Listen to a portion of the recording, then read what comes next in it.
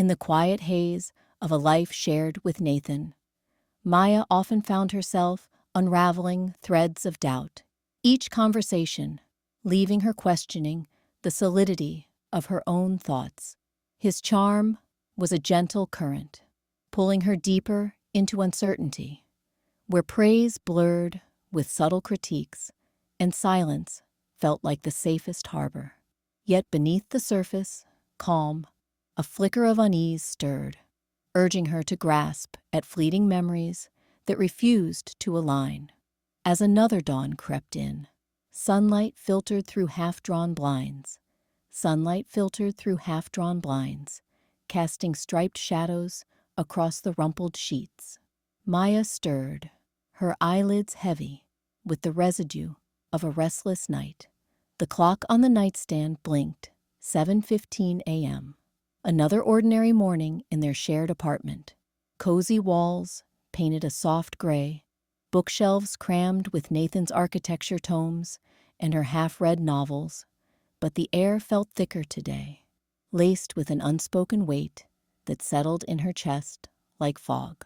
Nathan was already up, perched on the edge of the bed in his crisp button-down, scrolling through his phone. He glanced over with that easy smile, the one that always made her feel seen. "Morning, love. Rough night?" His voice was gentle, like a hand smoothing over a wrinkle.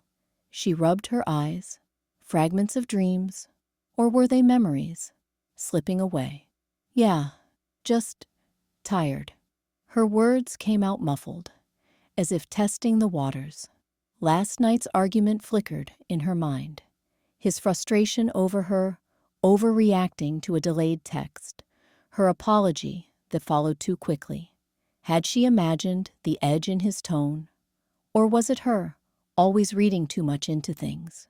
He set his phone down and leaned in, brushing a strand of hair from her face. "Listen, about that project deadline, it's kicking my ass. The client's nitpicking everything, but I don't want to dump it on you. You're already carrying so much with your freelance gigs." His eyes held hers, warm and concerned, but there was a subtle pull, like he was waiting for her to nod, to affirm his burdens as hers. Maya shifted, pulling the blanket higher. Gratitude should flood her. He was opening up, right? But uncertainty gnawed at the edges. Why did his sharing always circle back to her, reassuring him? "That sounds stressful," she murmured, forcing a smile. Inside, a quiet voice whispered, "Is this support, or just another layer?" She reached for her phone on the nightstand, the screen lighting up with a draft message from last night. "Hey Jess, can we talk? Something feels off." Her thumb hovered, unsent, the cursor blinking like a hesitant heartbeat. She locked it quickly, heart quickening. What if she was wrong? What if voicing this made her the problem? Nathan stood, stretching. "You're the best for listening. Let's grab coffee. My treat." He extended a hand, expectant. She took it, but as she rose, wariness coiled tighter. His touch was familiar, comforting even, yet it pressed against something fragile inside her. The apartment's muted walls seemed to close in, mirroring the doubt. What if her anxiety wasn't a flaw, but a signal, real, insistent, pointing to cracks she couldn't ignore? The question lingered, unanswered, as she followed him to the kitchen. Later that afternoon, the late afternoon sun slanted through the blinds of Maya's apartment, casting striped shadows across the cluttered coffee table. She sat on the edge of the couch, knees drawn up, scrolling aimlessly through her phone. Her thumb hovered over the screen, tracing the half-typed message she'd been pecking at for days. Fragments about Nathan's latest offhand remark that twisted her gut, but never quite sent. Delete. Rewrite. The cursor blinked like an accusation, a silent witness to her stalled words. Jess pushed through the door without knocking, her tote bag slung over one shoulder, eyes sharp as she scanned the room. "Maya, You look like you've been ghosting the world. She dropped her bag and perched on the armrest. Close, but not crowding. The air felt thicker now, laced with the faint scent of Jess's vanilla coffee. Maya's gaze flicked up, then away, her fingers tightening around the phone. I'm fine, just busy. The word hung flat, her voice a murmur that didn't invite questions. Inside, a familiar chill settled. Admitting cracks would mean looking weak, dependent. Better to stay numb, detached, like fog rolling in over the bay. Jess leaned forward, elbows on knees, her expression softening, but insistent. Busy staring at walls? Come on. We've been friends since that god-awful art class. You've been fading out for weeks. Texts half sent, calls dodged. Talk to me. Coffee run? A quick walk around the block? We could grab something and just sit. The offer prickled, a warmth Maya both craved and resisted. She set the phone face down, the unsent message glowing unseen beneath. It's nothing, Jess, really. I don't want to drag you into it. Her heart quickened, a wary pulse building. What if spilling even a little meant handing over the reins? What if Jess saw the tangle and pulled back? But Jess's steady gaze tugged at something buried, a quiet readiness stirring amid the detachment, like the first breath after holding it too long. Jess didn't budge, her eyes narrowing slightly as she noted the phone's position, the subtle tension in Maya's grip. Dragging? This isn't that. I'm here, Maya. Whenever. Just say the word. Coffee, walk, whatever works. Maya shook her head, forcing a thin smile. Appreciate it. But I'm good. Really. Go on with your day. The words came out clipped, a gentle shove to keep the distance. Jess lingered a moment longer, her observance sharpening, then nodded with a sigh. All right, but text me if you change your mind. Doors open. She grabbed her bag and slipped out, leaving the room heavier with unspoken weight. Alone again, Maya exhaled, the fog thickening for a beat, isolation wrapping tighter, her silence a shield. But Jess's presence lingered like an echo, insistent and patient. Her fingers drifted back to the phone, not to the message, but to the Notes app. Hesitant at first, she typed, "Last Tuesday. Comment at dinner. Laughed it off but felt off. Stomach nodded after. Friday. Text about plans. Tone sharp. Ignored it. No accusations, just facts, stark and unadorned. Each entry felt like mapping a shadow, not unraveling her entirely. Internally, a shift nudged in, defenses intact. But the act of logging it carried a quiet strength, a way to hold the pieces without scattering them. The room seemed to hold its breath, shadows lengthening as a cautious readiness edged forward. Could she trust a friend like Jess without losing grip? Just by starting small. The cursor blinked, waiting. A few days later, Maya sat cross-legged on the worn couch in her dimly lit apartment, the late afternoon sun filtering through half-drawn blinds like hesitant fingers. Her therapy journal lay open on her lap, its pages a patchwork of hurried notes and crossed-out lines. The pen felt heavy in her hand, as if it resisted the words she was about to commit. Last night, Nathan had smiled that easy smile over dinner, praising her new painting as brilliant, really capturing something raw. But then, when she mentioned wanting to join a local art group, his brow furrowed just a touch. You sure that's a good idea? You've been so scattered lately. Remember that time you forgot our plans? I don't want you stretching yourself thin. His voice was gentle, concerned, like he was protecting her from herself. She wrote it down. He said I was brilliant. But then, the doubt. Did I really forget? Or did he plant that? She paused, chewing the pen cap. No, that wasn't fair. Nathan was just looking out for her. He'd been stressed at work, too. The forgetfulness. Maybe it was her. Lately, her mind felt like fog, memories slipping like sand. She added a line. Probably my fault. He's right. I have been off. The entries blurred as she flipped back. 2 weeks ago, the argument over her late reply to his text. You always do this. Make me worry, he'd said, eyes soft with hurt. But hadn't she explained the deadline? Or did she imagine his insistence that it was deliberate neglect? Gaslighting? No, that's too harsh. He's not like that. Just passionate. Doubt coiled tighter in her chest. A quiet ache that made her breath shallow. She glanced at the coffee table, where her phone lay face down. Earlier, she'd typed a message to Jess. Hey, can we talk? Something feels off with Nathan. Her thumb had hovered over send, but she'd deleted it. What if she was overreacting, accusing him without proof? Now, staring at the unsent draft, still lingering in her chat history. Something feels off. The words mocked her. The phone screen glowed faintly, a silent witness to her hesitation.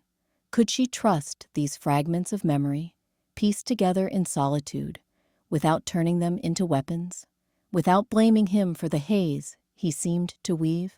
Her heart quickened, not with anger, but a prickling awareness, like waking from a half-dream. The justifications rang hollow now, echoing against the journal's stark pages. She closed it, resolve flickering. Jess. She needed to say it out loud, before the silence swallowed her whole. Fingers trembling slightly, she picked up the phone. This time, she hit send. The next evening, Maya sat cross-legged on the edge of her bed, the late afternoon light slanting through the blinds like hesitant fingers. Her phone rested in her palm, cool and unyielding. She typed slowly, words forming in the glow. Nathan, I need to talk about last night. It felt off, like I'm not seeing things clearly. Her thumb hovered over the send button, a spark of hope flickering. Maybe this time he'd listen, really hear her. The possibility warmed her chest, a quiet pull toward connection. But as the cursor blinked, doubt crept in. What if this shattered everything? His voice, in her head, smooth and reassuring. You're overthinking, Maya. We're fine. She deleted a phrase, rephrased, then paused. The room felt smaller, the air thicker. Hope ebbed into a knot of anxiety, twisting low in her gut. Sending it meant risking the fragile peace. The way he made her feel chosen one moment, invisible the next. She locked the screen instead. The unsent message trapped like a breath held too long. She set the phone down and reached for her therapy journal on the nightstand, its pages worn from recent scribbles. Flipping it open, she jotted fragments. Feels like my words dissolve before they reach him. Why do I swallow them? The pen scratched steadily, a small anchor amid the swirl. Jess's text from earlier lingered in her mind. Call, if you need to vent. A reminder that not all silences were safe. Her gaze drifted to the floor, where a shard of broken mirror glinted from the trash bin she'd meant to empty. She picked it up, turning it in her hand. The edge caught her reflection in jagged pieces, eyes wide with unspoken pleas, mouth half open, as if mid-word. The image fractured further as her hand trembled. Her face, her voice, pulling apart like threads unraveling. Who was she if she couldn't bridge that gap? The hope of speaking out now soured into sharp worry. What if stepping forward only echoed back empty? A week later, in the therapy office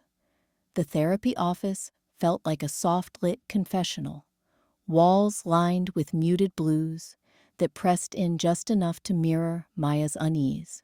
She sat across from Dr. Lila Park, fingers twisting in her lap, the weight of unspoken mornings with Nathan clinging like fog. Her phone buzzed faintly in her bag. Another unsent message, half-typed, gathering digital dust. Dr. Park leaned forward, her voice steady, clinical yet warm. Maya, let's map this. What you're describing, those moments when Nathan praises you one breath and questions your memory the next, sounds like gaslighting. It's a tactic to make you doubt your own reality, so his version becomes the truth. Maya's pulse quickened, anxiety coiling tight in her chest. Was this really happening, or was she inflating shadows?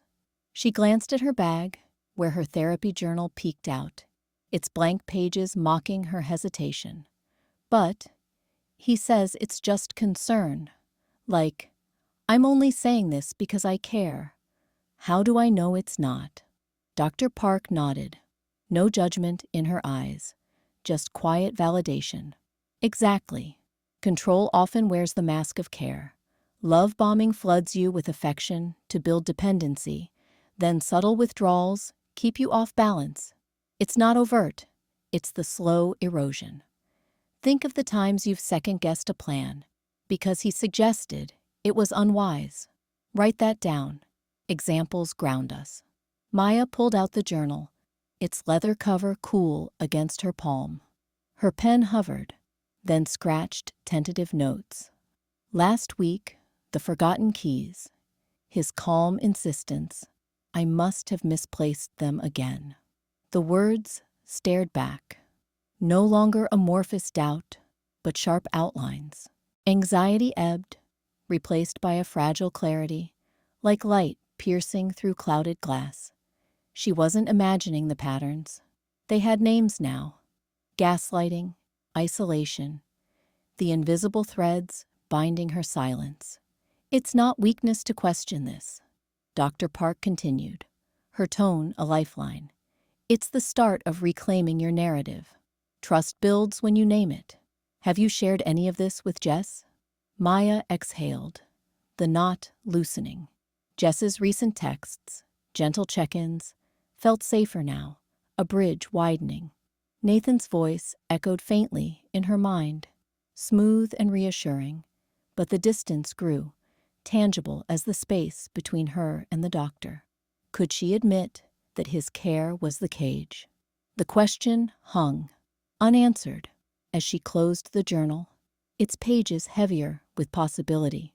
For the first time, the fog lifted enough to see the path ahead. Gaslighting. It erodes your reality, piece by piece. Keep going. Maya's pulse quickened, the internal tug-of-war fierce. Retreat to the familiar fog, or push through. She gripped the journal tighter, its spine creased from nights of frantic scribbles.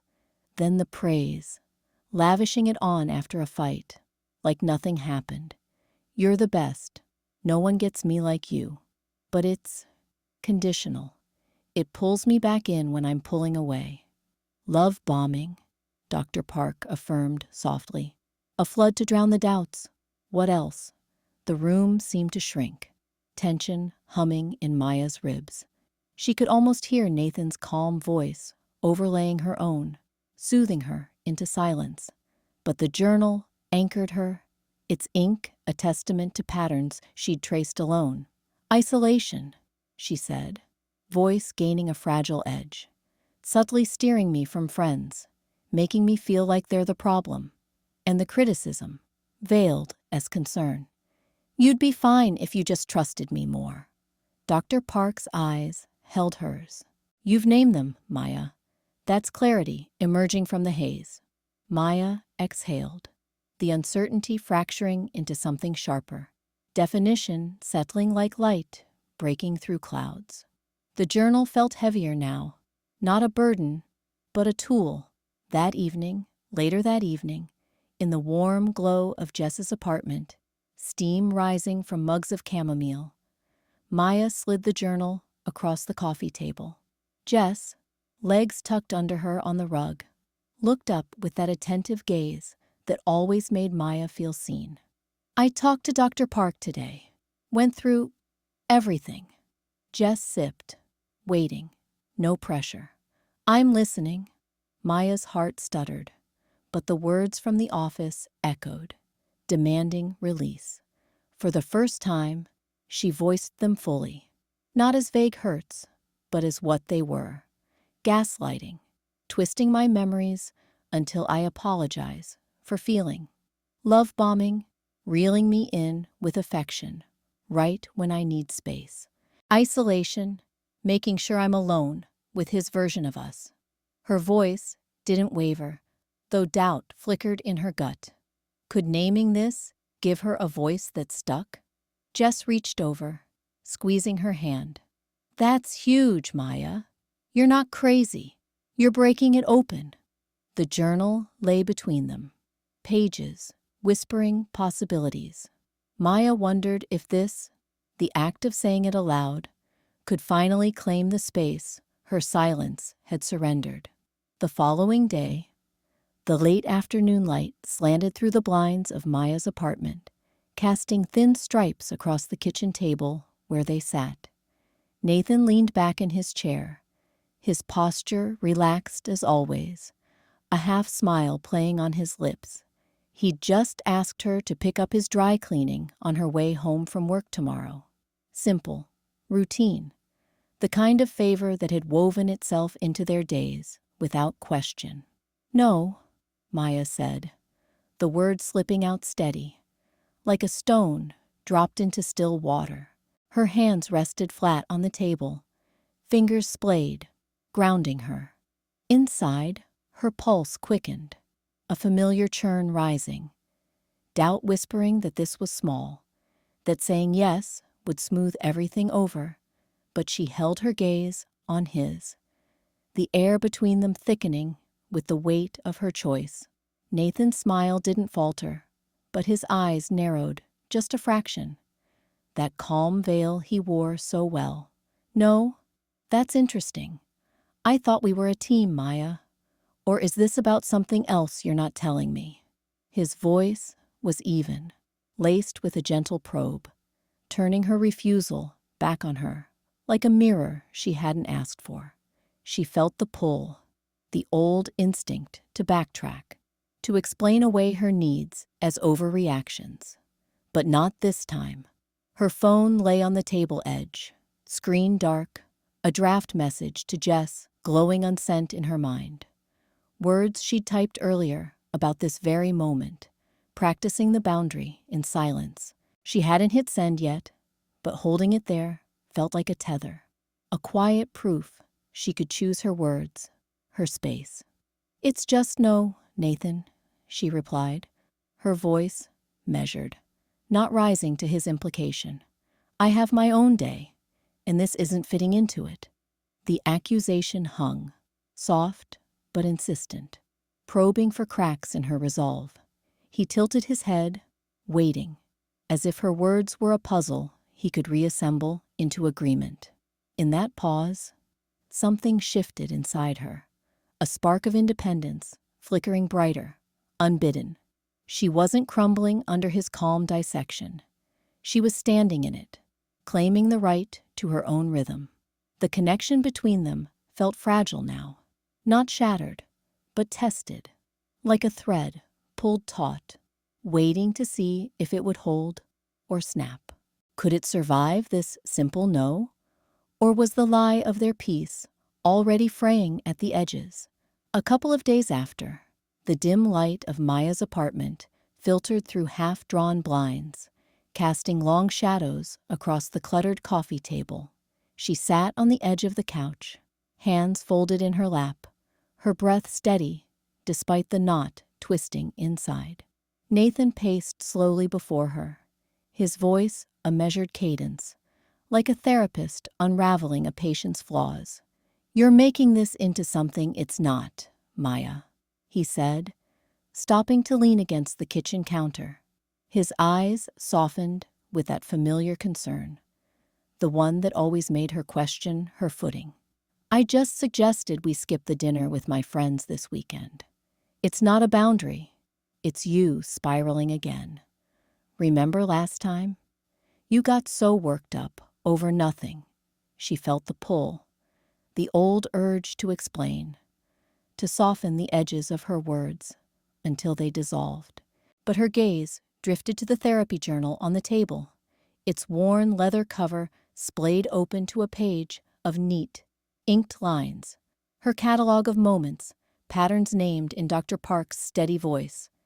Deflection, reframing, the slow rewrite of reality. It wasn't accusation. It was evidence, a mirror to her own experience. "I'm not spiraling," Maya replied, her tone even, rooted. The word landed firm, not a shout, but a stake in the ground. Determination hardened into something unyielding as she met his eyes. "I said no to the dinner because I need space this weekend. That's my choice, Nathan, not a crisis." He tilted his head, a flicker of surprise crossing his face, before it smoothed into gentle probing. "Space? From what? Talk to me. If you're feeling overwhelmed, we can work through it. Why turn this into a wall?" The journal's pages seemed to whisper back at her, gaslighting's sleight of hand, turning her clarity into chaos. She didn't reach for it, but its presence steadied her, a silent ally against the rewrite. "I'm not turning anything," she said, voice gaining steel without rising. "I'm stating what I need, clearly." Nathan paused, searching her face, the air thickening with unspoken demands. She held her ground, calm as the ink on those pages, wondering if this quiet resolve could outlast the pull to bend. The distance between them stretched, invisible but growing, a signal perhaps meant for Jess's ears later. Another thread of truth pulled free. Finally, in the climax of her resolve, the dim light of the living room cast long shadows across the coffee table, where Maya's therapy journal lay open, its pages filled with her neat script, dates, doubts, the sharp edges of Nathan's words dissected like evidence in a trial. She sat on the edge of the couch, hands steady in her lap, the weight of Dr. Park's interview echoing in her mind. Gaslighting, love bombing, the slow erosion of self. Nathan paced in front of her, his usual calm charm fraying at the edges.